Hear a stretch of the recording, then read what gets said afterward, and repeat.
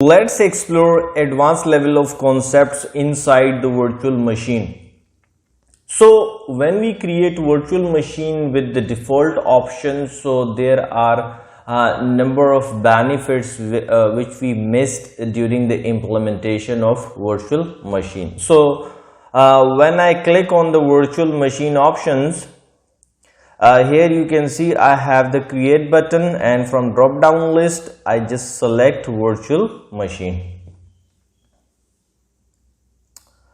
And here you can see when I select the default resource group, and after that I put the VM name, just demo VM. And here you can see we have a very advanced level of options regarding the implementation of virtual machine.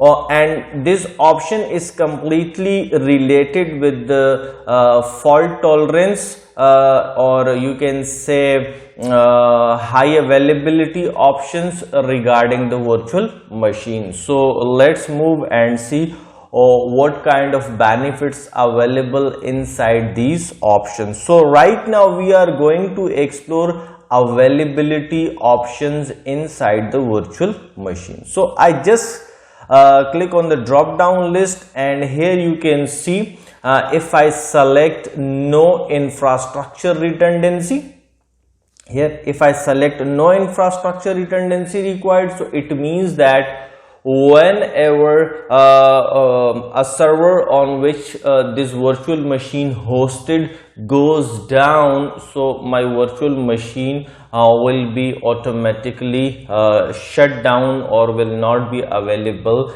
anymore. So the no infrastructure redundancy option means that right now you have a single point of failure inside the Azure data center on which your virtual machine hosted.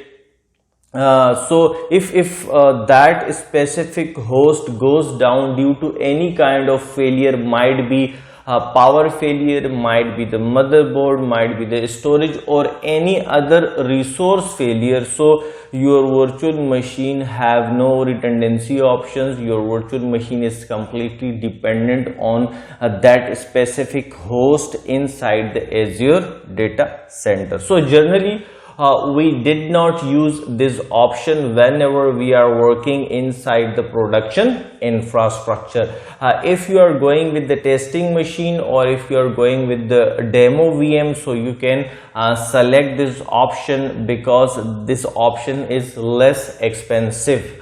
But when you are working with the production infrastructure, or if you have machines which are really critical for your IT operations, so you will completely avoid this option.